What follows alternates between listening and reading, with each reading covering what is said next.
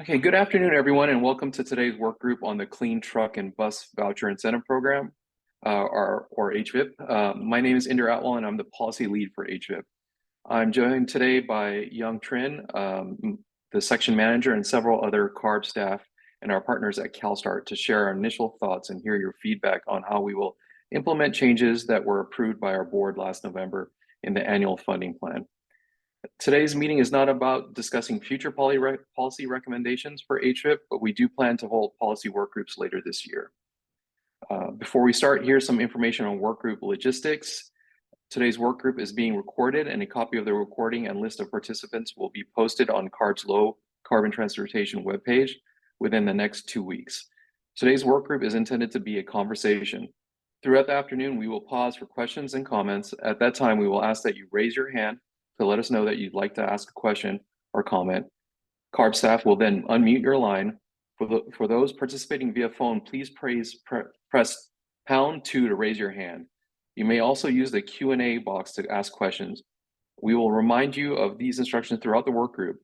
As always, we appreciate your patience in case we encounter technical difficulties. Okay, and we will begin. So a little background on HVIP. HVIP is designed to help accelerate market transformation by reducing the purchase price of zero-emission heavy-duty trucks and buses for California fleets, with a focus on supporting small fleets. And HVIP, with regulations and other incentive programs, has proven very successful at doing just that. Over the years that HVIP has provided incentives for fleets, we have seen incredible growth in the availability and demand for zero-emission technologies. The zero-emission trucks and buses supported by HVIP have helped achieve substantial greenhouse gas reductions and have helped address air quality needs in California's most impacted communities. HVIP voucher incentives complement other programs in CARB's heavy-duty funding portfolio by providing a streamlined application process without requiring the scrappage of an existing vehicle in most cases. The landscape for zero-emission trucks and buses has grown over the past years, and HVIP has changed accordingly. Each year, we reevaluate our strategy for HVIP, considering changing market conditions, program needs, funding availability, and to ensure that our limited dollars have the most significant impact possible. Furthermore, CARB supports equitable investments while also supporting regulatory initiatives to further transition the fleet to zero-emission vehicle technologies. These policy changes are incorporated into our funding plan for clean transportation incentives. As mentioned earlier, opportunities for development of additional policy will be discussed at work groups meetings later this year.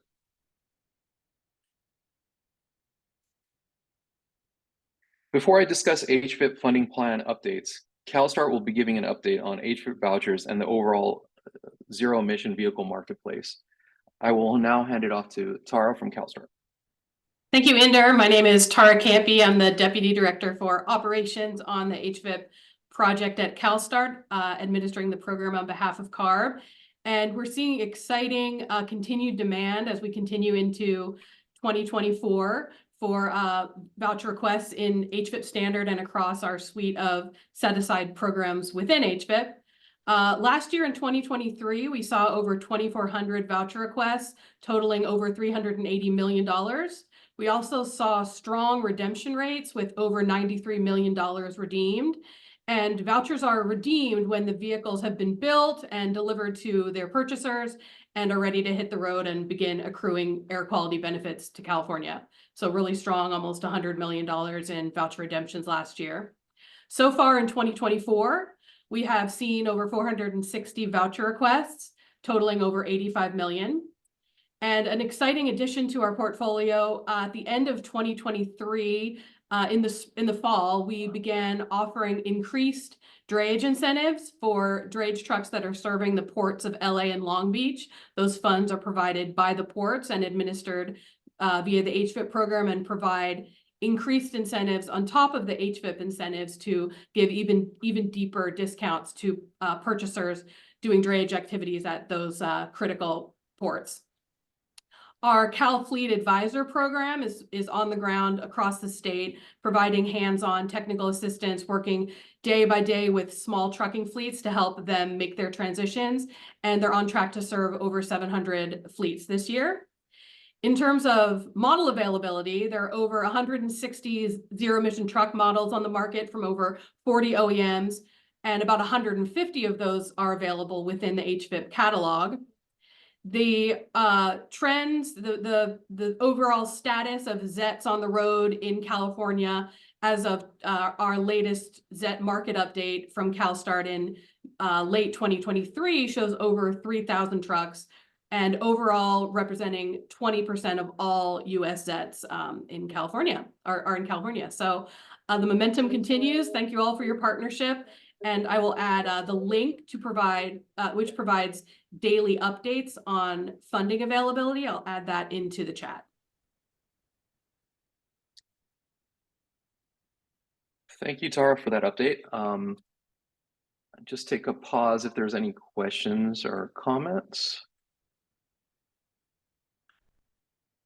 Okay, I don't see any, so we'll go ahead and move on. So now to the HVIP implementation updates that were approved by the board in the recent 2023-2024 funding plan.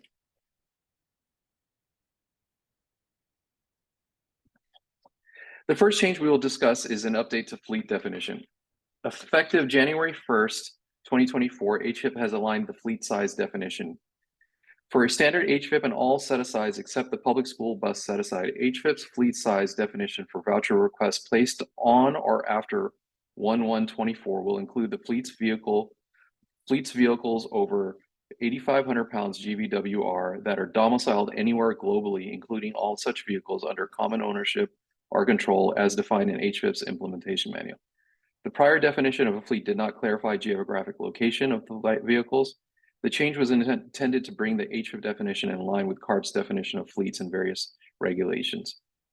Fleet size includes non-operational vehicles registered with California DMV.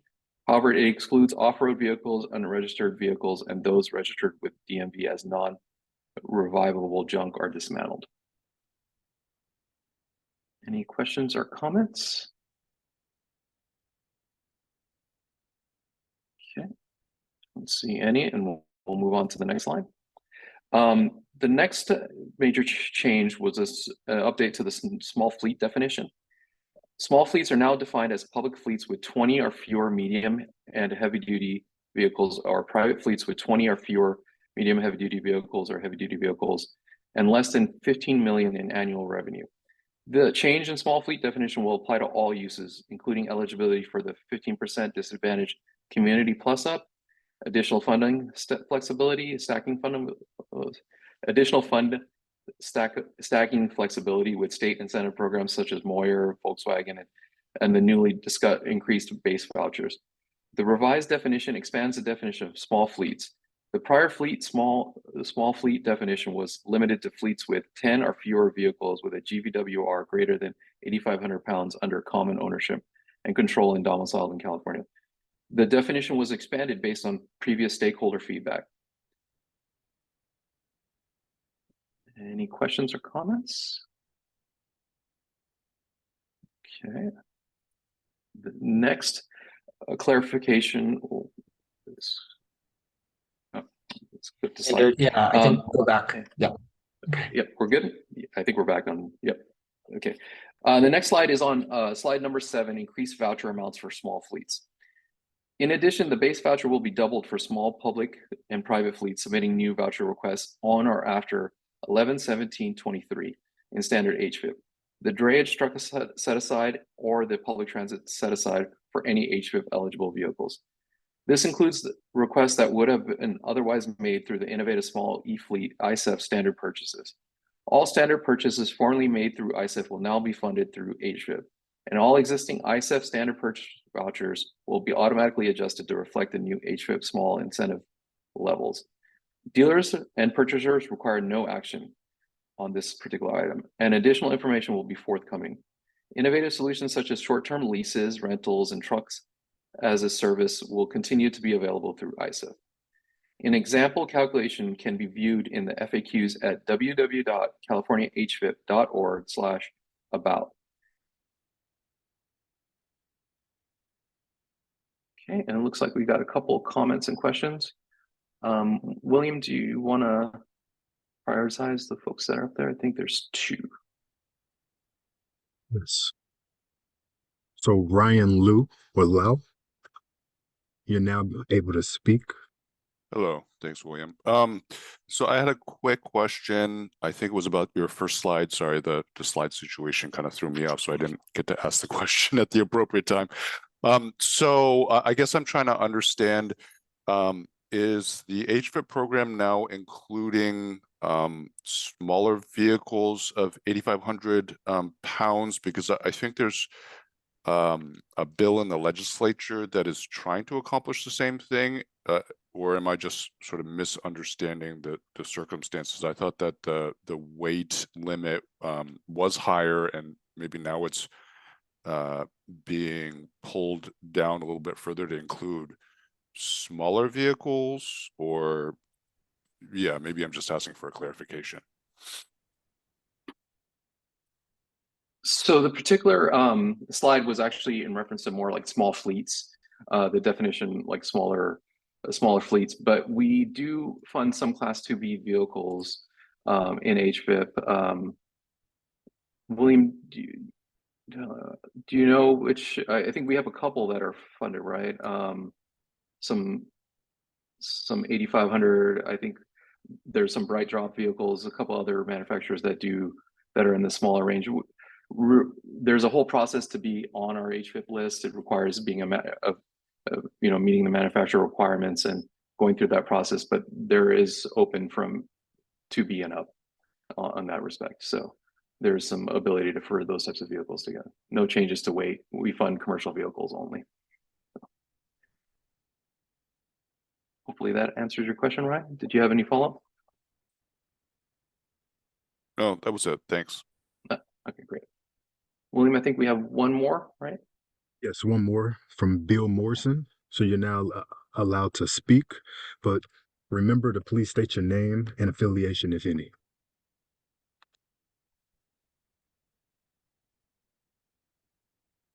Bill Morrison and Port of Oakland. Harbor Facilities Manager, acting right now as the fleet manager because I'm hiring one that I'm going to get real soon. But what is the definition of a small fleet? Okay, I can read that again to you. It's small fleets are now defined as public fleets with 20 or fewer medium and heavy duty vehicles, or private fleets with 20 or fewer medium or heavy duty vehicles and less than $15 million in revenue. Okay. All right, thank you. And we have one more question, Lisa McGee. So again, please remember to state your name and your affiliation, if any. Sorry, real quick, Ender, can you go back to that other slide that had, I think it was previous slide? This one? That one, so that's the fleet size, and then the one after that is the small fleet one, so that people can get a yeah. Thank you. Mm-hmm. Lisa McGee. Lisa did. Yeah, I'm here. Okay. Can you hear me? Yeah, we can hear you. Yeah. Okay, good. This is Lisa McGee with Tom's Truck Center. I wanted to get some questions specific to ISIF, and you got the small fleet information up there. So you had talked in the meeting that you guys had on 2/21 related to some potential updates. So I'd like to see if you have the updates as it relates to if the rebate cap will be increased and information on the used trucks.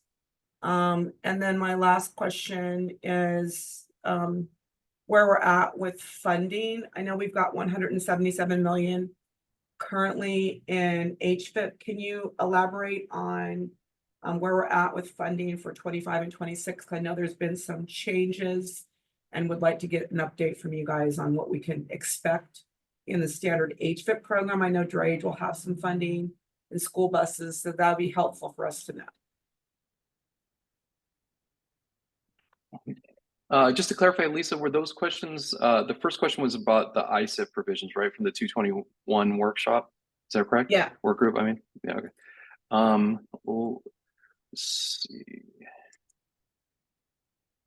I don't think, so this particular work group is kind of directed towards HVIP in particular. I know we have Brianna from ISEF on, but maybe we can follow up with you on that outside of this meeting. Change, well, you've Or- got, I don't know, I guess on the slide you have right there, slide 6, if you go back to it. You've got the which change one? in lines with ISIF on slide 6. Okay, so this is regarding those small fleet vouchers. Were you asking in regard to that? Maybe I missed. Yeah, ISIF allows small fleets and you guys discussed about some changes, so I think this agenda has to do with updates. So do you have an update in the HVIP program that has to set aside for ISIF? No, so what we've done is in terms of HVIP, this particular slide is referring to prior to this change, ISEF used to be the primary vehicle to fund these small fleets. No, we no longer are doing that. So those small fleet vouchers are now going to come into HVIP standard.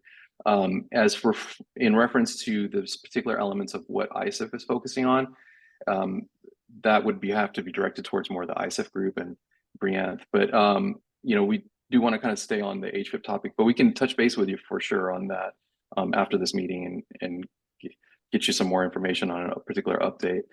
Yeah, I'm looking at the agenda, so I'm just kind of curious. So then the agenda says updates to definitions and other policy changes. So are Yeah, you for saying HVIP. that this isn't in scope? Not for HVIP, no. This would the questions you're asking are particular to ISEF, I believe. Okay, so what about the funding updates as it relates to the future for HVIP? So for the funding, we do have you know, our current levels of funding available at the californiahvip.org website. You know, we will need to kind of gauge where, you know, what funding levels we get continuing forward as the legislature kind of moves through their process. That is the most up-to-date information we have available right now, is listed on there in terms of what's available and what current funding is looking like. And it's updated usually on a daily basis. Business day Correct. So basis. is there anything expected to fund HVIP in 25? You know, we don't know until we get through the funding plan cycle and through the legislature process. So that'll be coming up in multiple work groups over the next year. Is there anything proposed? We don't have any updates at this point, no. Is there, but does Drake, I mean, I'm assuming the other groups have something, correct? When will you guys have the proposal available?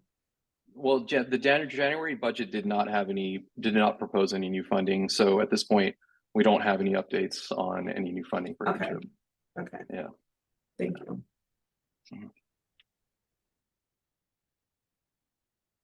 Okay.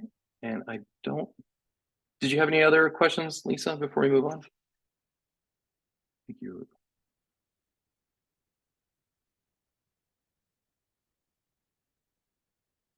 Okay. We will go to the next slide. And we were on slide 8. Okay. This particular slide is regarding a clarification regarding school bus vouchers. For the small fleet voucher amounts for school buses, the base voucher amount is doubled for small public and private fleets submitting new HVIP voucher requests on or after 11/17/23 in standard HVIP. The drayage truck is set aside, or the public transit set aside for any HVIP eligible vehicles.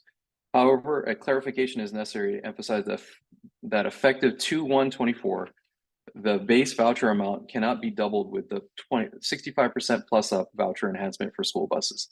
This means that while small school bus fleets will receive the double base voucher amount, they will not receive the additional 65% plus up.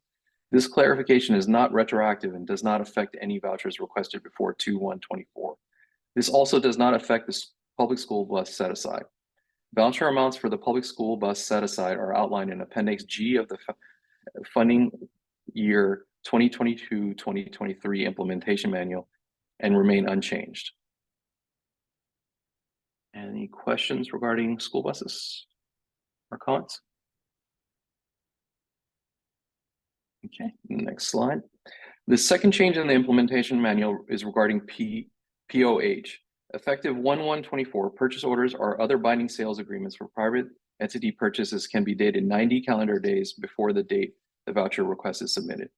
For public entities purchasers, POs or other binding sales agreements can be dated no later than March 30th, 2023. LOIs are permitted for transit agencies only, but can be no older than 1/1/24. Any questions on purchase orders?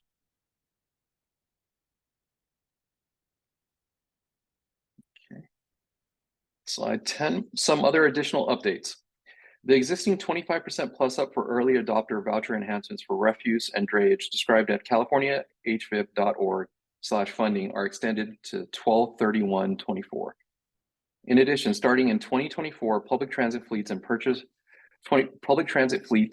fleets purchasing refuse vehicles will have an annual voucher request cap of 50, in line with the existing cap for drayage purchasers. For other purchasers, the cap remains 30 vouchers per calendar year. Fleets of more than 50 vehicles remain eligible to request HVIP vouchers until December 31st, 2024. Consistent with the Advanced Clean Fleet Regulation, HVIP's new fleet size definition is inclusive of the vehicles domiciled anywhere globally that are over 8,500 pounds GVWR, including all such vehicles under common ownership or control as defined in HVIP's implementation manual. Additional limitations may apply to fleets subject to the Advanced Clean Fleet Regulation. Fleets will not be able to use HVIP vouchers to comply with a current year requirement under ACF, but can be used to purchase vehicles in excess of the requirement. For instance, if the fleet is required to purchase 30 zero-emission vehicles in 2024, but they purchased 32, the 2 vehicles beyond the requirement would be eligible for HVIP vouchers. But fleets must choose a ZEV milestone option to be eligible for vouchers under the ACF rule. Okay, I see we have one question. Okay. Yes. So Danielle Smith, you're now being allowed to speak. May you please state your name and affiliation, if any. Awesome. Can you guys hear me? Yes, we can hear you. So my name is Danielle Smith. I'm with Kingsburg Truck Center, out in the Central Valley of California. And my question for the high priority fleets, or just even the fleets with more than 50 vehicles. So we're saying that, okay, they need to hit that bulk purchase of the quantity 30 vehicles in order for them to be eligible for HVIP vouchers with, ZEVs beyond that point, like starting at quantity 31. So I just want to clarify that in the implementation manual, it says that, so starting at the 31st HVIP approved ZEV that they purchase, they're eligible to receive funding on those, and that those vehicles have to be domiciled in a disadvantaged community, but they cannot receive the disadvantaged community plus up. Is that correct? Yes, because in that scenario, you're talking about a fleet that owns 50 or more vehicles, right? Is that correct? Right. Yeah, for like a high priority, right? Yeah, so those would be a large fleet and wouldn't qualify for the plus up. Sorry, and I just realized now that that's not what your update is on. No, it's okay. I'm reading it now and I'm like, all right, I saw 30 and I got excited on that. But I just, so that is correct then, that the 31 have to be in disadvantaged communities, but they cannot receive the disadvantaged community plus up. That's correct, yep. Okay, thank you. Sorry.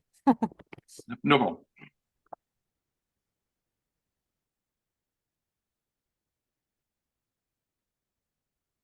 We have a couple more, right? Yes. Next, we have Christian Corby. So you're now being allowed to talk. Just please remember to state your name and affiliation, if any. Hi, my name is Christian Corby, and I'm the Deputy Executive Director at the California Electric Transportation Coalition, or CALITC. And I'm sorry, I was taking notes, and I think I missed one of the last things you said about the milestone option. I was just wondering if you could repeat that. Sure. So you're regarding, this is for instance, if the fleet is required to purchase, so this is regarding ACF and the Advanced Clean Fleet Regulation. So you cannot use the HVIP vouchers to meet the requirement under the regulation. So if you're required to purchase 30 vehicles, you couldn't use HVIP for any of those 30 vehicles. But if you in that year you decided to purchase 2 more outside of what you were regulatorily required to purchase, you could get HVIP vouchers for those 2 vehicles. And so, but the only way that works under ACF is if you choose the milestone option as opposed to the alternative in that regulation. So. Okay, yeah. So if you're meeting the percentage requirements required by the milestone and you go up above and beyond those percentage requirements, then you can apply for HVIP. Yep, exactly. Yep. Okay, yeah, because we're CaliTC, we work with a lot of utilities and OEMs and charging station providers, and there's certainly been a lot of discussion about whether or not HVIP funding is going to be available for fleets that are going to have to comply. And I recognize that CARB doesn't, as a point of policy, doesn't want to fund compliance, but at the same time, I will say that the demand for funding and the need for funding is significant, especially in this transition right now. And we go to bat every year for CARB and for the medium and heavy duty market and the light duty market, but in this case, medium and heavy duty market. And we advocate for funding in the legislature, try to get as much as possible, even in these hard budget years. So I definitely appreciate the continued clarification around how fleets are going to be able to access this funding, because we really view it as extremely critical in meeting our goals and making sure that these regulations are a success. So thank you. Appreciate that. Thank you.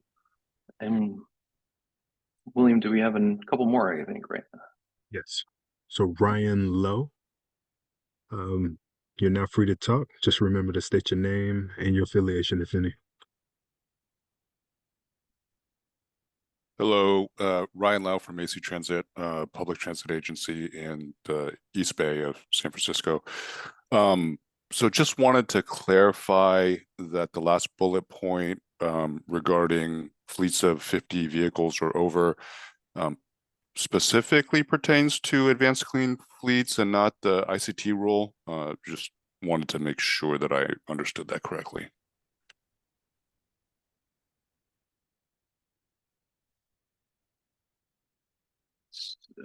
So are you speaking towards the transit rule, right? Correct. So the last bullet point. Sorry, the last bullet point of 50 vehicles is only for the ACF. Is that right? It's for HVIP actually. So these are rules for HVIP. Right, but so that pertains to public transit agencies of 50 vehicles and over as well. I guess I'm confused by that bullet point. So this is for fleets of 50 or more that would be eligible for HVIP. Are you speaking towards the transit funding rules? I'm sorry, maybe I'm a little confused as well now. So the way that I read the last bullet point, any fleets of 50 vehicles or over as of January 1, 2025, they would no longer be eligible for HVIP funding. Yes, is that correct? That's correct. Yep. So is that only private fleets, or is that all fleets in general, including public transit fleets, or what is? I guess I'm not quite understanding that. Let's see.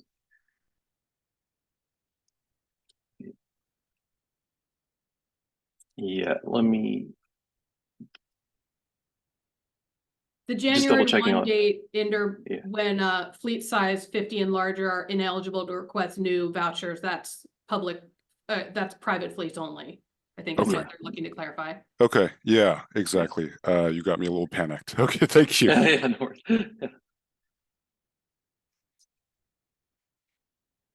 Okay, and then any other questions, Ryan, before we move on?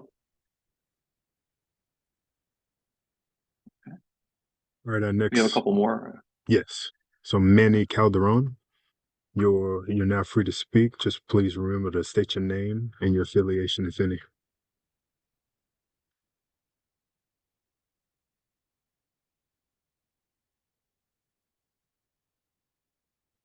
Manny, right there. You're on mute. Okay. Our next person is Mark Bear. So you're now able to speak. Just please remember to state your name and affiliation, if any. Yes, Mark Bear with Altec Industries, and the last question touched on things, so maybe just a quick confirmation or summary of HVIP currently for new vouchers.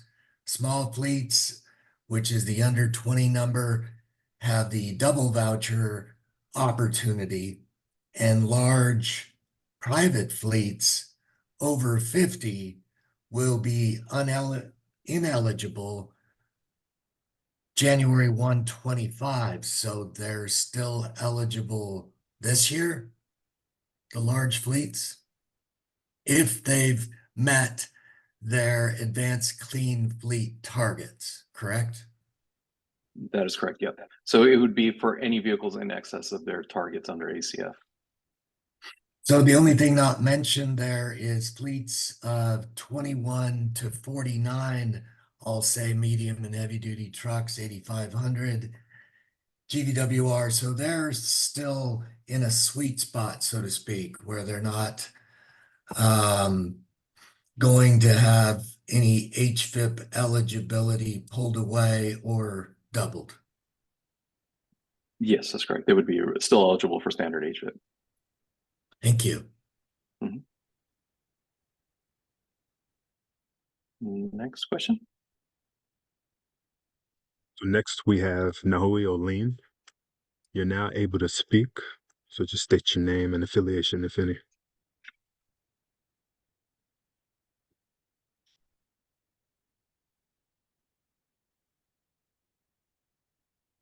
Nahui?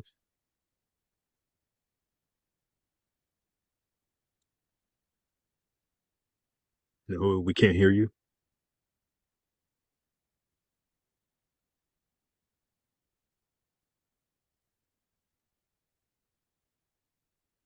So we will come back to you later, but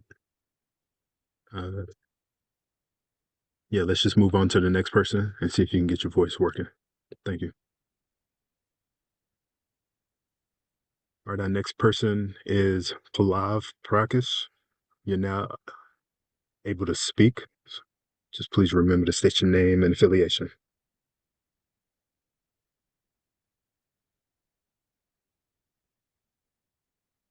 Hi, I'm Pallav, and I am program manager for Zoom Services, a school bus transportation company. My query was, and I lead the EV vertical. So my query was pretty simple. For fleets more than 50 vehicles who become ineligible from January 1, 2025 for HVIP, does it apply to school buses as well, or private contractors in the school bus space as well?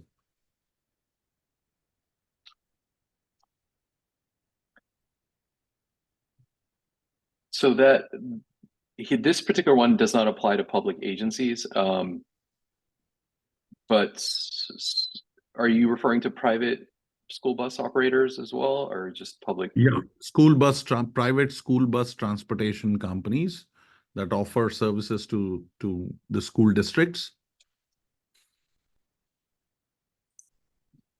So companies like mine take contracts from school districts, and they deploy EVs and run transportation as a service for them.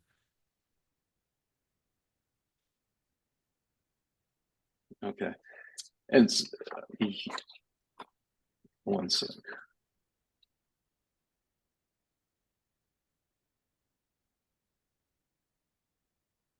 Andrea, would you like to comment on that? Sure. So I'm Andrea Morgan. I'm the CARB lead for school bus programs. So I want to note that currently the way that the implementation manual for HVIP is written does allow for private third-party school transportation providers such as Zoom and others to, when you're considering what the fleet size is, you'd actually be looking at the public entity that you're serving. So you'd need to be working with a public school district. And then for the purposes of the fleet size limits and voucher adjustments, you'd be considered a public entity in those instances. So we are not eligible in long and short of it, but we'll have to continue. We have been working with the school district, like we'll have to produce the contracts, etc. No, so the long and short of it is that you would continue to be eligible, essentially, if you are working with a public school district, which you are required to. Yeah, thank you. Thank you very much for this clarification. Thank you, Andrew. Right. And William. And we have Nahui Olim. Now I see you on here twice, so we're just going to try both of them.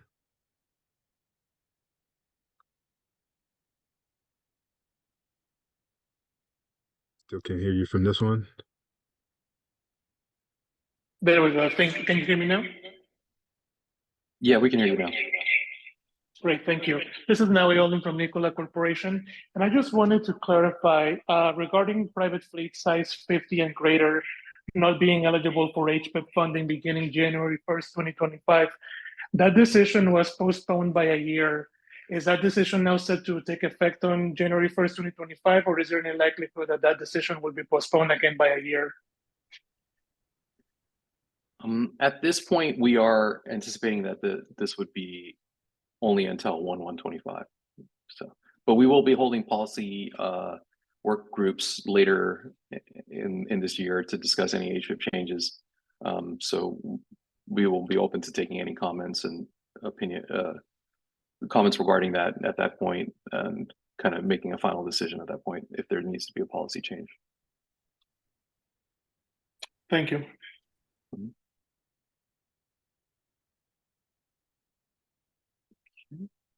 All right, no other questions at this time. Okay, great. So the next slide, we are actually going to be soliciting some comments and feedback on a couple of items. So the first item we're seeking feedback on is voucher data. CARB requests comment on making public data on voucher recipients via the www.californiahvip.org voucher data website in monthly data sets. CARB plans to expand the current availability of data on HVIP vouchers. The published data would consist of a list of voucher recipient companies and information on the voucher amounts received. This information is currently being requested in multiple PRA requests throughout the year, and there is a need for transparency. And so the idea would we would be doing monthly data sets that we would publish that would show who received HVIP vouchers and just by a company name and the amounts that they received. And I will open it up for comments and questions before we move to the second one. Madam Tobart, so you're now being allowed to speak. Please state your name and affiliation, if any. Can you guys hear me? Yes. Yeah, you're coming through. Hey, so Adam Tobart, unaffiliated. So if you go to the HVIP website and then impact and data and voucher map, you're able to see the data over the years for the redeemed vouchers and the unredeemed vouchers. So if you only select the EV option, you can see that in 2019, 863 vouchers were redeemed, 275 were unredeemed. Fast forward to 2023, you see that 82 vouchers were redeemed and about 1,400 were unredeemed. So my question would be, what has changed since 2019 with regards to HVIP's redeemed vouchers? Have there been big rule changes that are the explanation for this 90% decrease in redeemed vouchers from 2019 to 2023, or is there something else I should be aware of?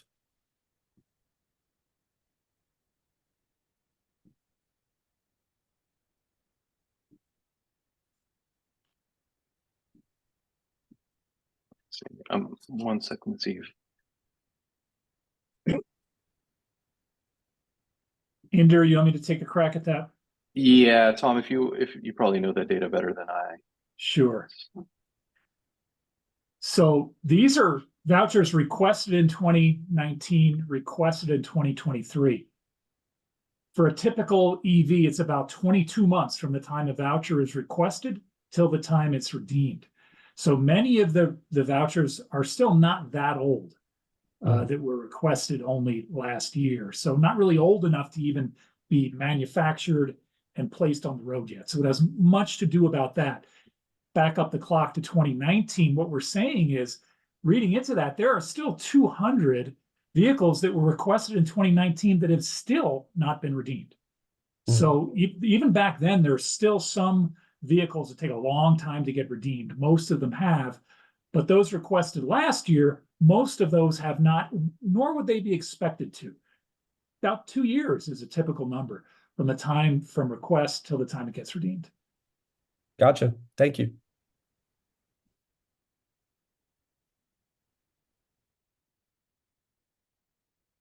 Swartz, you're now being allowed to speak. Please state your name and affiliation, if any.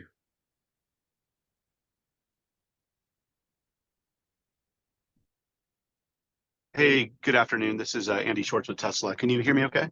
Yes. Yeah, so my question relates to the information that's provided in the publicly available data sets. So on the website that the gentleman before me just mentioned, there's a downloadable data set, but it doesn't appear to include information related to the size of the fleet that's associated with any given voucher request. And I was wondering if it'd be possible, well, A, just confirming whether or not that data is in fact available and I'm just not seeing it. And if it's not available, is there any chance the data could be augmented to include that information? Tom, if I'm correct, at this point, we don't have fleet size, right? It's just raw, like bulk data. Yeah, and so yeah. the tool, the visualization tool was created a few years ago, and we created it to be relatively simple. Pick, half a dozen of the most commonly requested filters.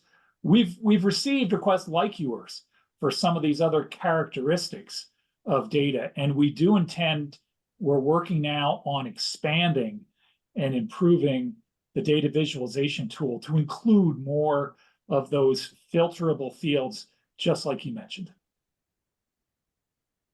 Okay, that's great. Yeah, thank you. Because yeah, as you guys all know, there have been a number of policy changes, and I think kind of the working hypothesis among at least some of us in the industry is that some of those changes are having some adverse impacts on participation, particularly at the heavy duty at the scale of your really heavy duty vehicles, Class 8, and so information like how these changes are impacting those larger fleets and participation in the program can only be really answered, if that data is available. So yeah, appreciate anything you guys can do to expand that.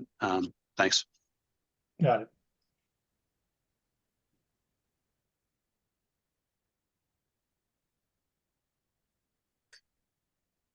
All right. Lisa McGee, you're now, your mic is now being unmuted and you'll be able to speak. Just remember to state your name and affiliation, if any.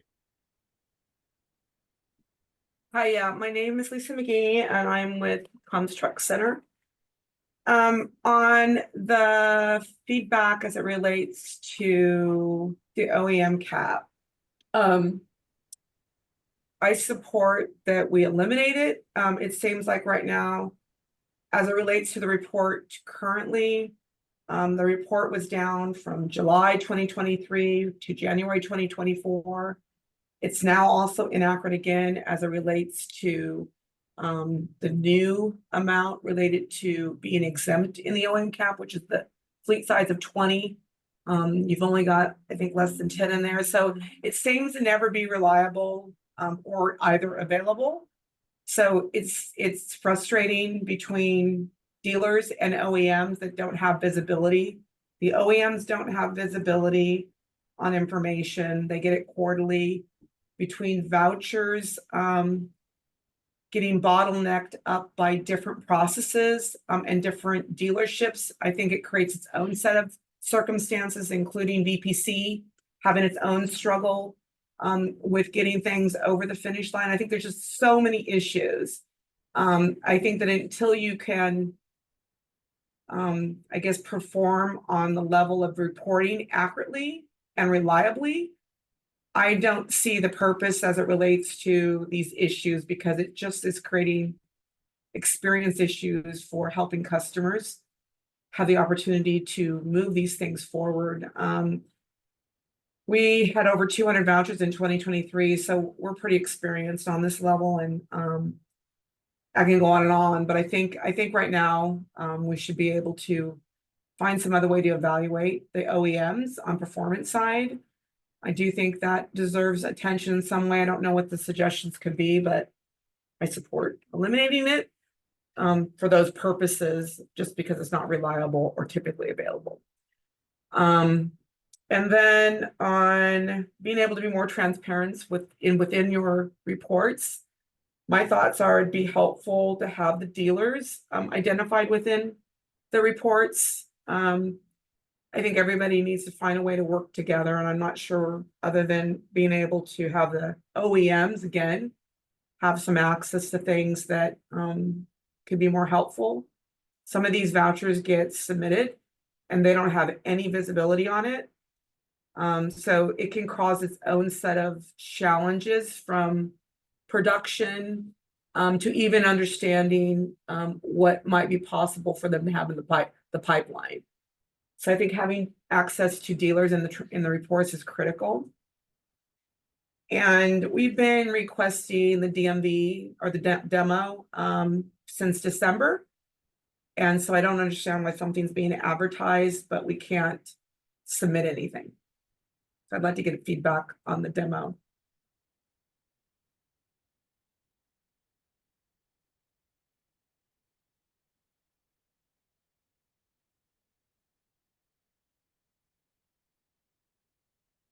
Hello?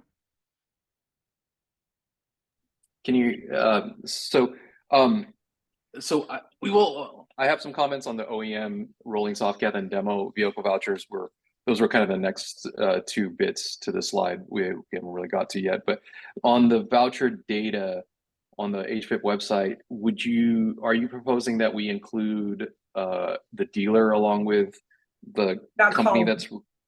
Yeah, a column for the dealers. Okay, so it would be like a column for the company, the amount they received, and the dealer that they got the vehicle from. Yeah, You'd be I okay think with that would that? be really helpful for everybody. Okay, yeah, we can definitely discuss that as an option. And then kind of moving on to the next item. Before we go, are there any more questions on the voucher data in particular? We did have one more question come up from Naoyo Lin. You're not able to speak. Thank you. Yes, sorry, again, this is Naui Olin from Nikola Corporation. Just a follow-up question. In terms of the OEM rolling soft cap, when will that be eliminated? And just to add to Lisa's point on voucher data and transparency, it would be great if also OEMs could get a little more access to data more frequently. I mean, we currently do receive the quarterly report, which is helpful, but again, we can't, the data that's available on the HVIP Impact website does not provide the full picture. And then only having that information available real time, or actually updated once a month, still it's hard to make sense of some things when we only have access to a quarterly report ourselves as the OEM. But the main question being, when will the soft cap be eliminated? Thank you. Okay, so I'll make a comment on the OEM soft cap. And Andy, did you have a question on the voucher data before we move on to that? Or? Andy, you're not able to speak.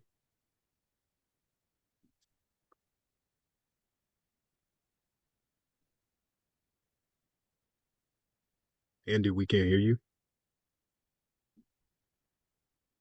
Hey, can you hear me now? Yes. Yeah, we can hear you. Yeah, sorry about that. Yeah, so I just had a follow-up question to the question I asked earlier about the additional data to be included in the data set. So I think Tom had mentioned that CalStart's working on expanding what's included in the downloadable data. And I neglected to ask sort of what's the timeline for when those augmentations will be completed and the data available.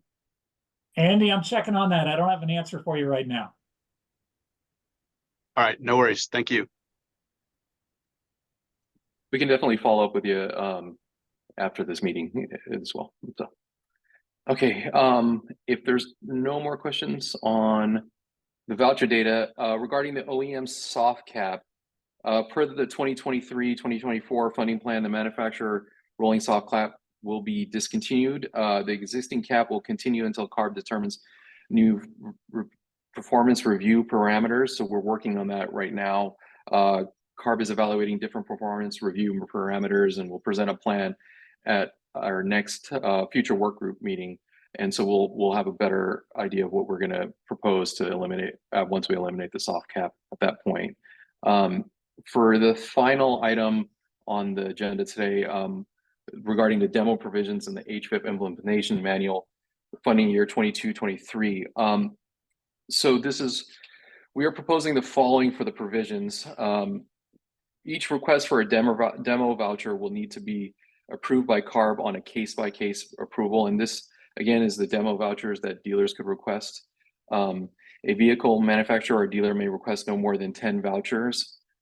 This would apply to vehicles the manufacturer produces, vehicles the dealer makes available for sale, demonstration vehicles, and vehicles to be made available for short-term use. We are proposing that vehicle manufacturers and dealers must provide CARB additional information, including but not limited to intended use of the vehicle, manufacturing cost, dealer invoice or acquisition cost. The vehicle may have at most 3,500 miles on the odometer at the time of the voucher request and cannot be registered prior. Each HVIP funded vehicle purchased for the manufacturer or dealer must participate in one HVIP affiliated vehicle showcase or ride-to-drive event per calendar year. We propose that requests for HVIP demo vouchers be issued one at a time, with the recipient providing detailed information on their use. Once the voucher is issued, the recipient would need to maintain a log of use containing contact information and usage dates by those who have received a demonstration using the vehicle. The demo vouchers would be limited to one per calendar year, and any subsequent applications would be contingent on a review of use logs and application with up to a total of 10. At this point, we would like to open up for any additional comments or questions on the demo provision. And we've got a couple, right? Lisa McGee, you're now being unmuted and allowed to speak. Hi, it's Lisa with Tom's Truck Center. So I want to get clarity on the demo submittal. So do we go through the process through the VPC?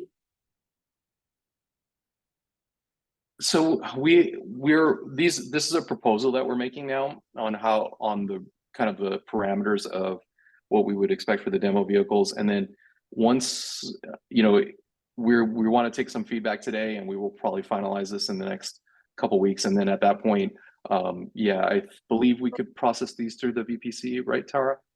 And then it would be handled through case by case. Is that the process? Or Tom? Yeah, that's the proposal, is that there would be a mechanism by which to provide details in probably a fillable Excel form, and then specific parameters within the voucher processing center, since it'll be a highly atypical voucher. So I'm confused on the proposal. Is the proposal the implementation process? Because the program is advertised, so I'm assuming it is available. So I just want to make sure I'm not clear on understanding what you're proposing versus what the program actually supports. Yeah, so the implementation manual as it stands now says that demos are permitted at CARB's sole discretion, and what Inder was just speaking to is that those parameters have not yet been released in terms of what those specifics that CARB is looking for actually are. So that's part of what CARB's gathering feedback on today. Exactly the rules of implementation, right? You know, what are the limitations, what are the requirements and so forth. Okay, so in the update on the newsletter that you guys released and in the updates that have been existed for December, it advertises this program. So I just want to make sure I'm clear on, we can now submit then, correct? Or Well, not? We not quite. I mean, you can submit, Okay. but you'll be held up, right? Because we're essentially writing the proposal of what you're going to have to do, what you're going to have to keep track of. And so I suspect what will happen is, based off today's meeting, we'll have some feedback from folks on this call, and then we will finalize the implementation shortly after this. And then at that point, you know, we can have a process of how we want to implement this particular measure. You know, we're expanding this particular option under HVIP, and we want to make sure the investment leads to benefits to the market. And so we need to just be good stewards of public money in that respect.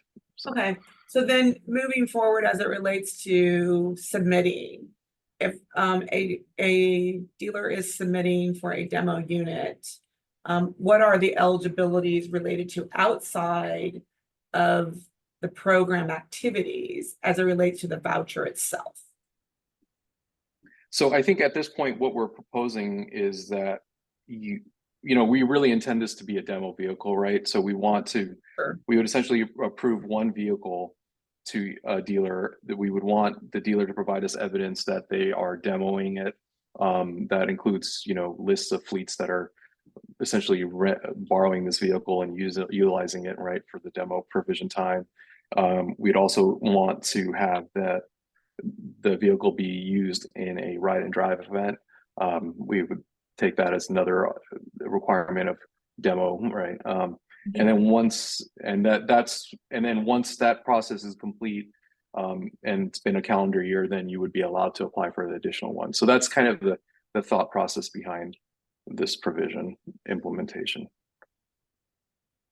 So I guess back to the same question I was trying to get to. So outside of the activities, the activity part I get, what is the eligibility as it relates to is there a voucher amount, or is that's what's not clear to me. Is there a voucher amount that creates a so it would for the yeah, unit? so it would be like a standard HVIP voucher, right? So depending on the vehicle, the amount you would get, you know, you likely wouldn't be a small fleet, right? So you wouldn't get any plus ups for this. It would just be a standard HVIP voucher, right?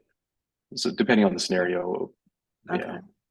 And so in the program, it states and advertises that it would be up to 10 units for a 12-month period. Yeah, so we're proposing that be up to 10 total, regardless of, yeah. So could you apply for each of the different types of units that your distribution supports for these different OEMs?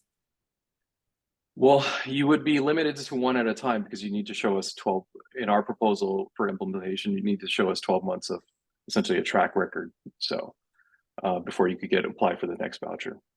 So.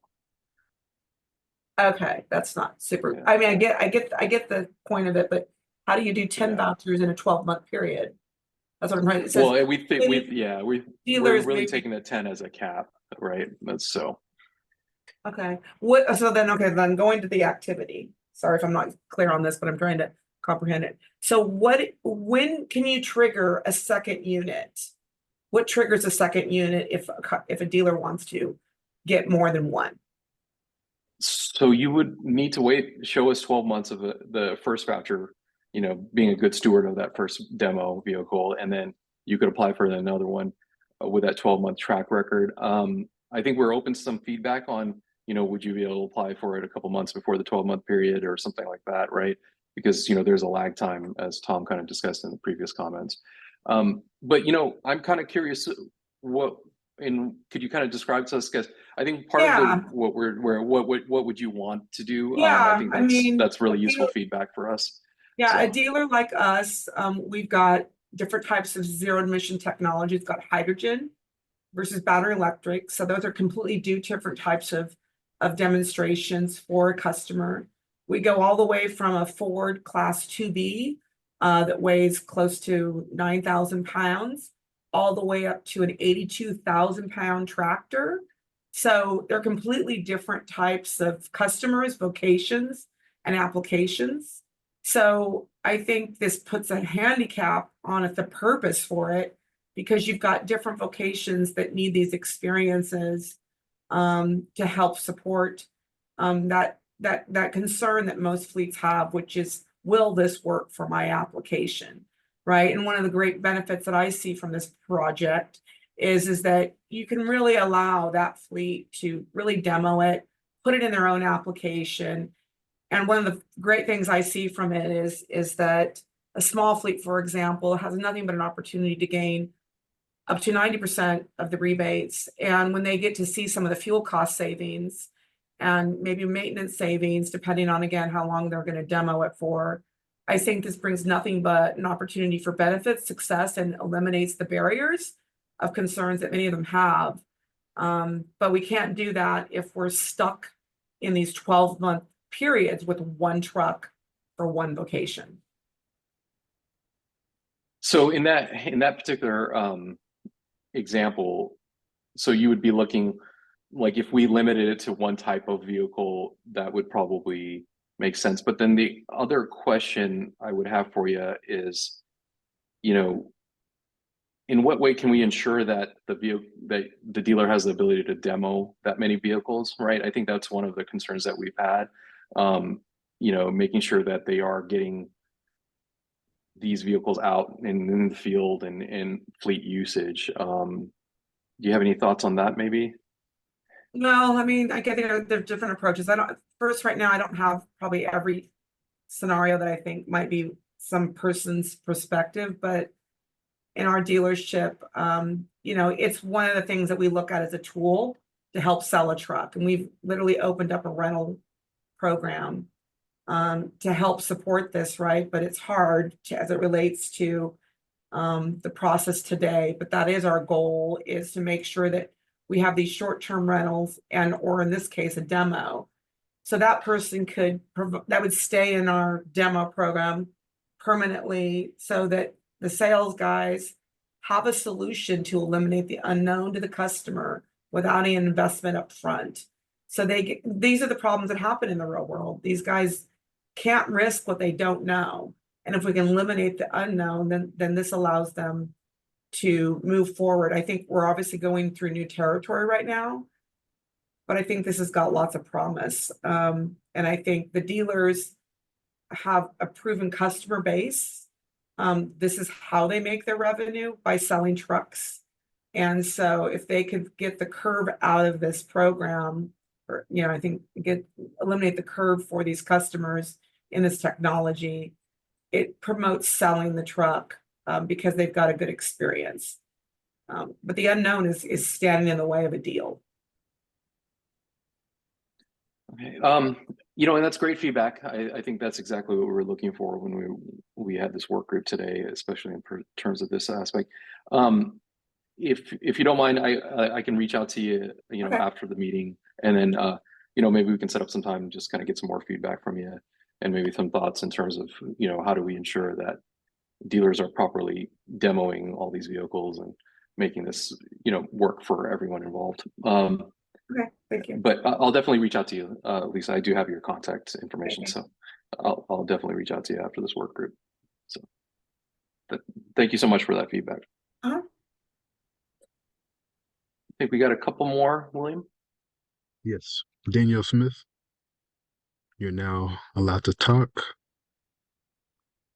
Awesome. This is Danielle. I have a question, just kind of running with Lisa's questions and conversation there. So it sounds like you guys are working on getting this demo proposal together for dealers. I understand that you guys are, you know, working on, okay, what does that look like? What is the telematics on the back end going to look like to kind of prove that they are being used for demos? My question is, what's the difference between, like, in the implementation manual right now on page, I think it's 40 and 41, it says, you know, based on, I think it's case by case, that dealers are allowed to submit for up to 10 vouchers in that 12-month period. what's the difference between that and then what is being proposed in the works right now? So we are working on, so that was a new provision at HVIP, this demo provision, right? And so this particular work group and subsequent work groups are kind of intended to help us develop the implementation rules and policies regarding these new types of elements that have been brought up in different funding plans. And so, you know, although it is a provision in the previous funding plan, how we implement it is still being determined, and that's what we're going to be determining in the next couple of weeks. Okay, so it's like it's stated in there that we can do it, but HVIP is unaware of how that would actually roll out, and so that's why it's not available at this time. Yeah, exactly. I mean, so you know, this often happens a lot. You know, a voucher amount, right? You know that there's a certain amount of voucher available, but what are the steps to get a voucher? You know, that requires implementation, right? And the process rules and forms and things like that. And that's kind of what this whole process is all about. Is, you know, what are we going to ask for? What paperwork are we going to look for? You know, what kind of rules are going to revolve around what is required, right, to obtain the final voucher? Those types of things. Gotcha. Okay, so it's in there, but it can't be done yet. Okay, No. and I'm sorry if you guys already said this, but what's the timeline on getting that one ironed out? So, you know, part of it was this critical step, right, to make sure we get your guys' feedback before we made a decision. So, you know, we want to take this feedback. We want to work as staff to come up with what makes sense for all the parties involved, based off the feedback we get today. And then, you know, at that point, we would probably begin to finalize the procedures for that. So probably the next couple of weeks. Yeah. Okay. And I think just to add on to Lisa's, when it comes to information regarding why it would be beneficial to have, you know, to not wait that 12-month period after the first voucher you receive for demos is just, for example, we've had 2 separate customers do 60-day demos because they have, you know, over 500, over 700 vehicles in their fleets. And it takes them that long to, you know, understand how to run the route, how to incorporate a new EV into a fleet that they've never done before. They're just very large customers, and we've had, you know, 2 of them at the same time do 60-day demos, as well as still doing demos with, you know, smaller school districts, smaller cities, smaller counties, all of that. And so we do have, I think we've got about 9 different designs that we've done for different like beds for a chassis that we would need, you know, to be able to show into different vocations, like was mentioned previously. But at the same time, for the same vehicle, we're seeing so much question on how they're actually going to be rolled out into the fleets that customers are needing, you know, to use them, I mean, multiple at the same time before they can make, you know, a $4 million commitment to introducing ZEVs into their fleet, essentially. Just to add on to some of the other comments that were made when it comes to, you know, why it would be beneficial to have multiple demos before that 12-month period. Yeah, and that's great feedback. I mean, that's something that we'd like to think about and kind of brainstorm with the staff. So, you know, I think when it comes to this demo provision, you know, we really want to ensure that this funding is used to benefit the market, you know, and that it's not, you know, spent for trucks that just kind of sit on lots, right? And so, you know, we also want to make sure that these are demoed in communities that are in line with the mission of HVIP, you know, small fleets and equity goals and so forth. And so those are the kinds of things that we're also thinking about as well. So. Awesome. Yeah. And if you guys need any information on, I mean, I think we've done over 40 demos in the San Joaquin Valley. And at that point, it's mostly small schools, small cities. Pretty much it's the San Joaquin Valley. So it's large disadvantaged community out there. So we've got a lot of great data and information on all the demos that we've done. If you guys need anything. Great. I think we'll have, if you don't mind, if you could, the next slide has my contact information. If you don't feel comfortable sharing that in the chat, but the chat I think is only open to hosts and panelists anyway. But if we could get your email address, that'd be great. And I'll definitely reach out to you after this work group. So, Yep, we'll do. thank you.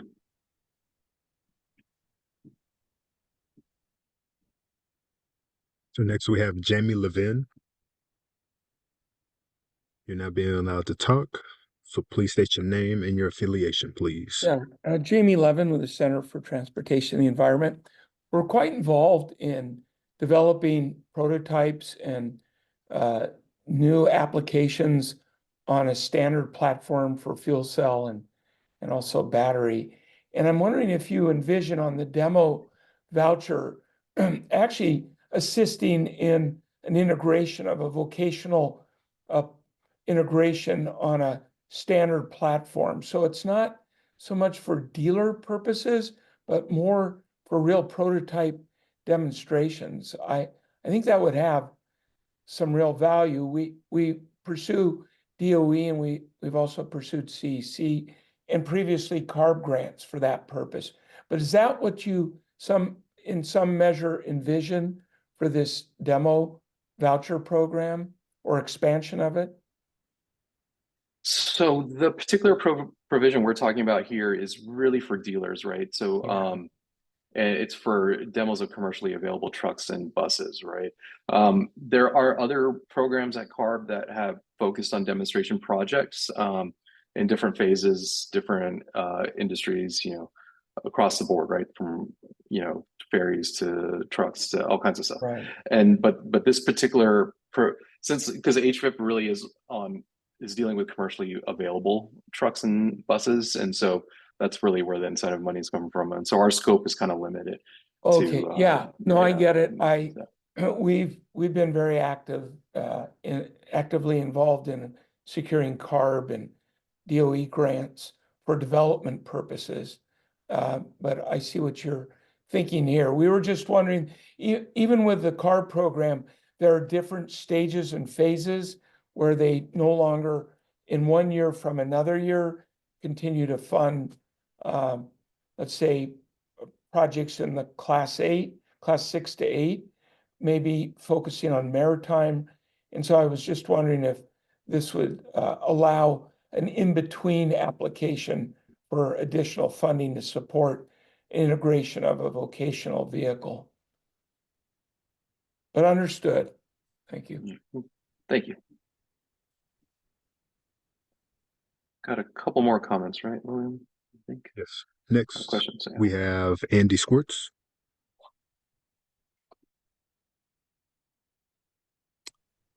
Hey, Andy Schwartz with Tesla again. Can you hear me okay? Yes. Yes, we can hear you. Great, thanks. So for this demo program, is the definition of dealer sufficiently expansive to include demos being offered by more direct-to-consumer OEMs like Tesla? So, Yeah, yeah, go ahead. Oh, go ahead. I'm sorry. I'll let you finish. Oh no, I was just going to clarify the question a little bit. We don't. Rather, I should say our go-to-market strategy is sort of direct to fleet sales at this point, and so I guess would an entity like Tesla that has that approach to the market be eligible for this demo program? So, so it is limited to HVIP approved vehicles. I think that's the first bit to it, right? So if a vehicle's on the eligible list, then it would be eligible for an HVIP voucher. But it could be through a dealer that happens to also be affiliated with a manufacturer, but listed as a dealer of a vehicle.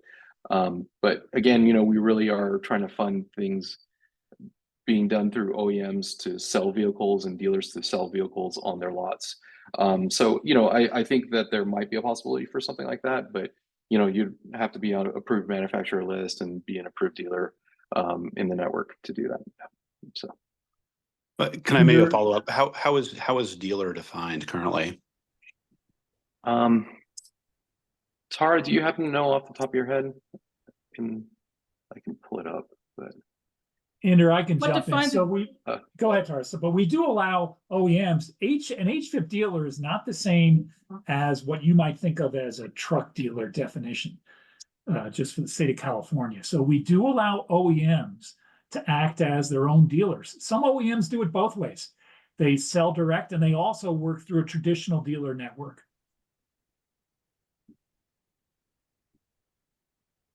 Yeah, you have to have a dealer license, but beyond that, we can work with you on the individual details. Gotcha. Okay, that's super helpful. Thank you.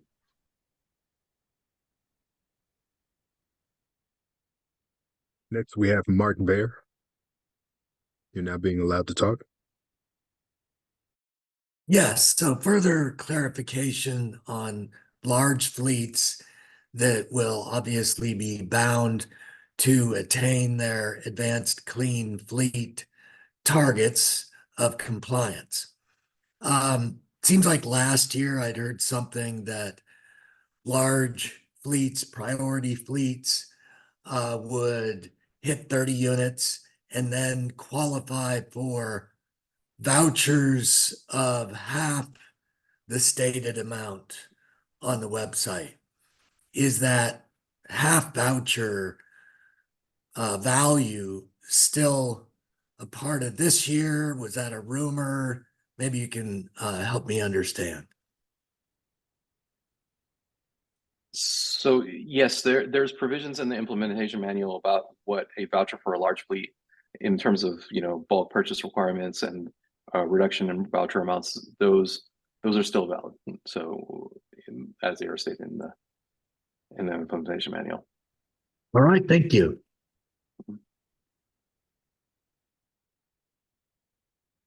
And next we have Wayne Hammond. So please remember to state your name and your affiliation, if any.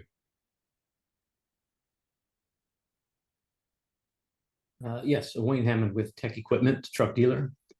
We appreciate the efforts going into create the voucher program for demo trucks that will have a lot of utility in our business. I have a question that's not directly associated with that, but an ongoing challenge to the current HVIP model for dealers is that the program is presented to the truck buyer as a point of sale transaction, you know, cash on the hood. But when it comes to the actual cash flow of the transaction, it functions like a rebate program where the dealer, in some cases, long after the vehicle is gone and the sale is, quote, closed, we're still waiting for the voucher disbursement. And our dealership network at present has over $16 million in outstanding vouchers. And it's becoming a challenge in the current interest-bearing environment for us to continue effectively financing the truck purchases for our customers or for CARB, depending on how you want to look at it. And we'd just like to know if there's work being put into closing the gap between the time that the truck is sold and the fleet takes ownership and deploys the vehicle, and the time that the funds are actually disbursed to the dealer. We'd like to know what to expect there in the coming year. So first of all, we acknowledge that there's been some delays in some vouchers, and we've been actively looking at ways to streamline our processing and our processes with regard to how vouchers are checked and so forth. And we're actively trying to work on that particular issue. I know, and we were hoping to get some improvement in that over the time period. In particular, Wayne, it might be better to just kind of chat with you offline about your particular vouchers and see if there's a particular issue that might be unique to you, or and so if you don't mind, I can reach out to you, or you can reach out to me. My emails should be on the screen right now, and we can kind of discuss this matter in more detail and get more insight. I appreciate that. Thank you. Mm-hmm.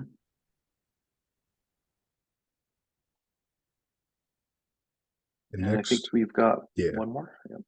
Lisa. Lisa McGee, you're now able to talk.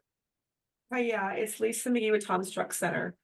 So I just wanted to make sure I echoed Wayne's comments. I think it's critical that HVIP is fully aware of these struggles. We've got 6 million that we've been waiting for. Our organization has put a stop sale. We can't support 6 million. And then we were going to deliver another 14 this month, which was going to be another 6 million. We just can't carry, we don't have a line of credit that's at those levels. And I think this is creating a whole different internal issue for customers, mandates that I think are lessons being learned and yet are new because the HVIP manual shares and prior to the last 2 years was fairly consistent with its ability to pay the dealers in a reasonable period of time. But when we've gone from we're averaging 4 months right now. We've gone as long as 6.5 months. So that average is, between 2 and 6 months between each of these deals. And as we are selling Class 8 trucks and as we're getting double rebates, the exposure is so huge. We can't float the money and we can't afford the floor fees. So my hope is that there is a serious action that's taken place by CARB in order for us to support these deals, because we can't afford to be an HVIP dealer if we can't get paid in a reasonable fashion. We're delivering trucks and we're not getting paid for 4 months later. So I just want to make sure that anything that we can do to carry this conversation to a focus group between dealers, I think is critical right now. Thank you. Thank you, Lisa. And we'll definitely reach out to you in respect to the demo provision and this particular issue. I know we're actively working on dealing with some of these issues with delays and voucher requests, and so we'll hopefully have some updates for you and some of the other folks on this call soon. So.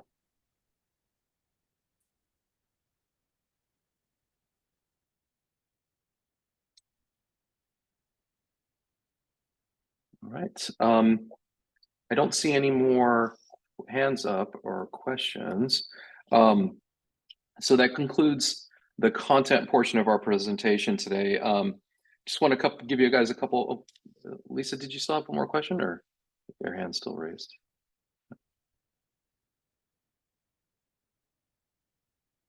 Yeah, I did have one more. Sorry, if we're gonna end no problem. The OEM cap. I missed, Inder. I got disrupted and I missed your entire small information that you shared. I just want to make sure I'm crystal clear because, these OEM caps are our struggle too when it comes to a dealer. We're trying to manage and behave in a way that promotes pre-screen vouchers so we eliminate issues through the life cycle of a voucher to make sure we've got successful vouchers that can go all the way over the curb and through the finish line. And so, but we can't do anything about anybody else that's parked in front of us that creates the congestion. And so all these things have become a really difficult process. So I'm enlightened to hear about the OEM cap being eliminated. I still think there needs to be this performance measure that you guys seem to be interested in, but can you just please recap for me? I wasn't clear if it starts and end or what you said. Yeah, so what we are working on what a performance review parameter would look like, but in the interim, we are kind of maintaining the OEM performance cap, the manufacturer rolling soft cap. I'm sorry, I'm mixing words up, but so we're working on what the parameters of that performance review would look like. Once we develop that, then we will substitute that over. So we're working on it right now. We'll hopefully have something for you guys in a couple of weeks. Okay. Yeah. Okay. Yeah. And so then will there be an end date this year or next year that you envision for the OEM cap? Oh, it will be this year. Yes. Oh, cool. Okay. Well, I highly support it and I'm still interested in making sure you guys come up with something. But I appreciate your guys' openness and also willing to support some ideas later if you wanted that offline. Thank you. Yeah, definitely will. And definitely will reach out to you, Lisa. Thank you so much for your comments today. Before I do some just kind of housekeeping conclusions. I do want to give Peter an opportunity to speak for a few minutes to the group. Peter. Thanks, Inder. Appreciate it, and really appreciate everybody's time and joining us today. A couple of things kind of resonated with me as we went through the discussion. And I'm Peter Christensen. I'm the chief of the Innovative Strategies branch. As always in these work group meetings, really great comments from everybody that's participating. We hear you, appreciate the comments from dealerships, from OEMs, and from others on the call today. I think just like every time we have one of these meetings, it really demonstrates just the continuing strong interest in not just HVIP, but in zero emission trucks and buses in California. And I think that's really encouraging. It would be, I would be remiss if I didn't acknowledge the fact that we've got a couple of new staff in the program. So Inder, great job today. Really appreciate you jumping in and leading the conversation. Inder is our new staff lead for HVIP, and we're really glad to have him on the team. In addition, I'm going to ask if Young is our new manager. He's been on the job now for about 3 weeks in this particular role at CARB, but he is no stranger.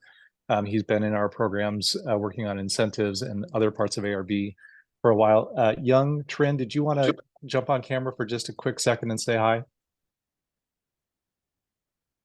Hi, everyone. Thanks for that intro, Peter. Yeah, first, I do want to acknowledge great job, Inder, and thanks to CalStart for jumping in there and answering questions. I am new to the new manager here, and I look forward to working with you all and continuing this conversation. I'll echo what Peter said. I think some of the slides here that we have for discussion points are exactly that. We're looking to get your feedback and want to continue working with you. So, in the future or going forward, my name is there.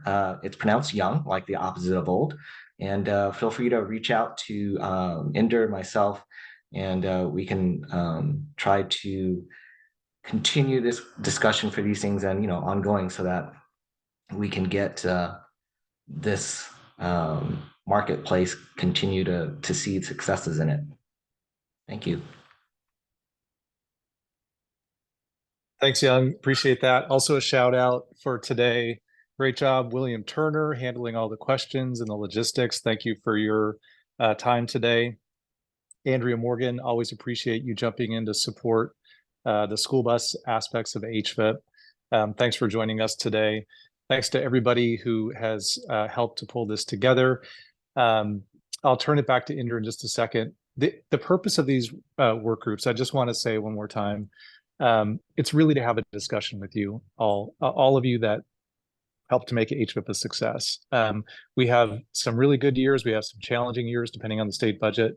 But many of you have been with us through all the ups and downs. We appreciate your continued interest in these programs.